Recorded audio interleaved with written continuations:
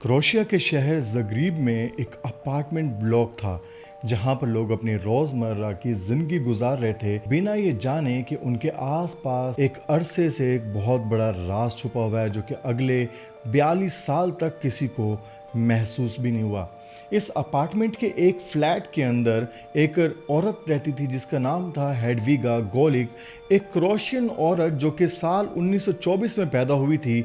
वो अकेली रहती थी, शांत मिजाज थी और किसी से ज़्यादा मेल जोल नहीं रखती थी। आम तौर पर लोग उन्हें कम ही देखते थे और उनकी ज़िंदगी का एक तन्हाई लेकिन एक रूटीन के साथ गुजरना मामूल था। फिर 1966 का दिन आया जब हेडविगा ने अपने लिए एक कप चाय बनाई और जैसे वो रोज़ बनाया करती थी और अपने फेवरेट चेयर के ऊपर बैठ गई, टीवी ऑन किया और उसके बाद से वो कभी भी किसी को नज़र नहीं आई। लोगों ने इनिशियली इस बात पर इतना ज़्यादा ख़ास ध्यान नहीं दिया क्योंकि कुछ पड़ोसियों को लगा कि शायद वो अपने किसी रिश्तेदार के घर शहर चली गई होगी या फिर किसी जान पहचान वाले के पास चली गई होगी। जब काफ़ी दिनों के बाद भी उनका कोई अता पता नहीं मिला तो उन्हें इवेंचुअली एक मिसिंग पर्सन डिक्लेयर कर दिया गया। उनके घर के दरवाजे पर ताला लगा हुआ था लेकिन किसी ने भी वो ताला तोड़ने की कोशिश नहीं की क्योंकि उनकी ज़िंदगी में कोई भी क्लोज रिश्तेदार या इंसान नहीं था जो उनकी तलाश में एक्टिवली वहाँ पर आता रहता हो। और इस तरह से वक्त बीतता गया, महीने सालों में बदल गए, साल दशक बन गए और वो ताला जैसा का तैसा उस घर के ऊपर लगा रहा, जैसे मानो किसी राज को छुपा रहा हो, जैसे किसी ने एक धूल सी उस घर के ऊपर चढ़ा दी हो। फिर आया साल 2008 जिसके अंदर 42 साल के बाद उस अपार्टमेंट की ओनरशिप एक नए आदमी को ट्रांसफ़र हुई। आखिर ये सब कैसे हुआ?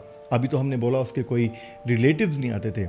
एक्चुअली उस कंट्री के अंदर ये रेजोल्यूशन है, ये रूल है गवर्नमेंट की तरफ से कि काफ़ी सालों तक अगर कोई प्रॉपर्टी है जिसका कोई वारिस नहीं है या फिर उसको कोई क्लेम करने नहीं आता तो गवर्नमेंट उस प्रॉपर्टी की ऑक्शन करके किसी दूसरे इंसान को बेच देती है।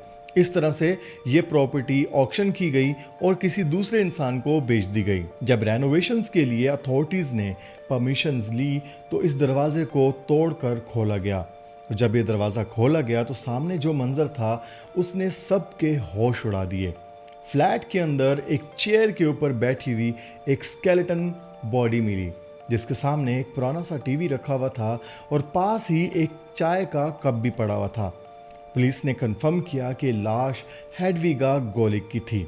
उनका पुराना घर साल 1966 के टाइम कैप्सूल की तरह नजर आ रहा था जहाँ पे फर्नीचर्स, डिशेस, डेकोरेशंस सब कुछ वैसा ही पड़ा हुआ था जैसा जिंदगी के आखिरी दिन में था हेडविगा गोलिक के। घर बंद होने के बावजूद भी बिल्कुल एकदम सील्ड कंडीशन लग रहा था।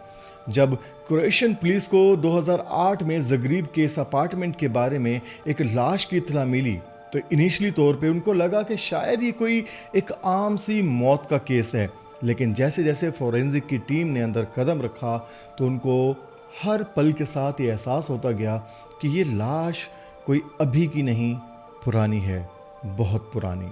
क्योंकि उस जगह पर जो टीवी चल रहा था वो एक विंटेज मॉडल था, एक ऐसा डिज़ाइन जो साल 1960 के दशक में ही आता था। फर्नीचर, कर्टन्स और हर तरह का सामान 60s का था जो कि बहुत ही पुराना था। घर पर धूल की एक मोटी परत चढ़ चुकी थी, मगर सबसे ज़्यादा हैरान करने वाली बात यह थी कि घर के अंदर कोई भी ज़बरदस्ती घुसने के निशान नहीं थे, जिससे यह साबित नहीं होता था कि किसी ने अंदर घुस के हेडविगा गोलिक को मारा हो।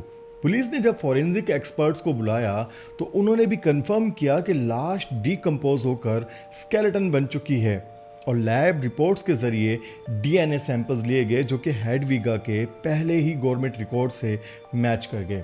इस तरह पुलिस ने ऑफिशियल कंफर्मेशन दे दिया कि लाश वाकई ही हेडविगा गोलिक की ही है। लेकिन सबसे चौंकाने वाली बात ये थी कि घर का इलेक्ट्रिक कनेक्शन तक एक्टिव था, यानी कि इसका मतलब ये था कि टेक्निकली उनका टीवी अभी तक कनेक्टेड था और लेकिन ऑपरेशनल नहीं था। یہ اس بات کا ثبوت تھا کہ ان کے مرنے کے بعد بھی کسی نے اس گھر میں قدم نہیں رکھا تھا۔ نیچرل ڈیتھ کی پاسبلٹی سب سے زیادہ سٹرونگ تھی کیونکہ لاش پر کسی بھی طرح کا ایکسٹرنل انجری نہیں تھی، کسی طرح سٹرگل کے نشان نہیں تھے جس سے یہ کہا جا سکے کہ کسی کرائم کرنے کے دوران یا کسی لوٹ پاٹ کرنے کے دوران یہ سب کچھ ہوا ہو۔ ان کی باڈی بالکل ان کی چیئر کے اوپر ویسے ہی تھی جیسے کہ کوئی شانتی سے بیٹھ کے ٹی وی دیکھ رہا ہو اور وہیں پر اس کی موت ہو گئی ہو۔ میڈیکل ریکارڈز کو چیک کرنے پر پتہ چلا کہ ہیڈویگا کی ہیلتھ ہسٹری کافی زیادہ ویک تھی، اسپیشلی ان کی ہارٹ کنڈیشن، جس کا مطلب یہ تھا کہ ہو سکتا ہے کہ انہیں بیٹھے بیٹھے ہی ہارٹ اٹیک آیا ہو اور وہ اس دنیا سے رخصت ہو گئی ہوں۔ اس کیس نے کروشین میڈیا میں ایک طوفان برپا کر دیا۔ ہر ٹی وی چینل پر، نیوز پیپر پر ڈسکشن ہو رہا تھا۔ ایک عورت اپنے ہی گھر میں 42 سال تک کیسے لاپتہ رہ سکتی ہے؟ کیا سوسائٹی اتنی زیادہ ڈسکنیکٹڈ ہو گئی ہے؟ کیا کسی کو پتہ بھی نہیں چلا؟ جب کنفرم ہو گیا کہ 42 سال تک اس فلیٹ کا تالا لگا رہا اور اصلی کے اندر اس کے اندر ایک لاش موجود تھی، وہ بھی ایک چیئر کے اوپر ٹی وی دیکھتے ہوئے، وہ صرف میڈیا نہیں بلکہ پورے کروشیا کے اندر ہلچل مچ گئی۔ نیوز پیپر میں اینکرز سے لے کر کالم رائٹرز تک ہر کسی کا ایک ہی سوال تھا کہ آخر ہیڈویگا گولک کے ساتھ ایسا بھی کیا ہوا کہ وہ اپنے ہی روم میں 42 سال تک مردہ پائی گئیں؟ کیا یہ کوئی کانسپیرنسی تھی، کسی طرح کی کوئی ایک سازش تھی، کسی طرح کا کوئی مرڈر پلان تھا، یا یہ آتما ہتیا تھی، یا پھر سچ میں ایک نیچرل ڈیتھ تھی؟ تو پولیس کی فائنل رپورٹ آنے کے بعد انہوں نے کچھ اس طرح سے کنفرم کیا کہ ان کا کوئی کلوز ریلیٹیو نہیں تھا جو ان کے ریگولر کانٹیکٹ میں رہتا، تو ان کی غائب ہونے پر کسی کو پریشانی ہوتی۔ ان کی لائف میں کچھ دوستوں کا ذکر تھا لیکن وقت کے ساتھ سب رشتے مانو ختم ہو چکے تھے۔ پڑوسیوں نے ان کے ڈس اپیئر ہونے کے باوجود بھی ازیوم کر لیا تھا کہ شاید وہ کہیں پر موو ہو چکے ہیں۔ تو اتھارٹیز نے یہ بالکل کلیئر کر دیا کہ کسی بھی طرح کا فاؤل پلے نہیں کیا گیا اور ان کی ڈیتھ نیچرل کاز ڈکلیئر کر دی گئی تھی۔ لیکن یہاں پر پہلا ایموشنل جھٹکا لگا، وہ یہ تھا کہ کسی نے ان کی تلاش کرنے کی ضرورت تک نہیں سمجھی۔ آخر یہ کیسے ہو سکتا ہے؟ کیا ان کے کوئی ریلیٹیوز نہیں تھے؟ کیا ان کے کوئی دوست نہیں تھے؟ کیا ان کے کوئی جان پہچان والے نہیں تھے؟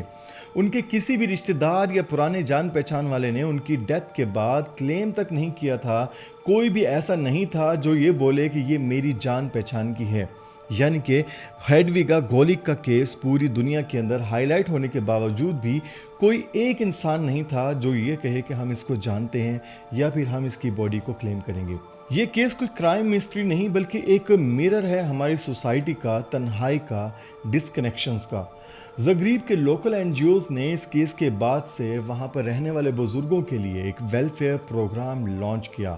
کچھ والنٹیئرز نے تو یہ مشن بنا لیا کہ ان کے نیبرہڈز کے اندر کوئی بھی اگر اکیلا رہ رہا ہے تو اس کو بار بار جا کے چیک کیا جائے۔ جب 2008 میں ہیڈویگا گولک کا کیس دنیا کے سامنے آیا تو یہ صرف کروشیا کی خبر نہیں تھی بلکہ یہ گلوبل لیول کی ہیڈ لائن بن چکی تھی۔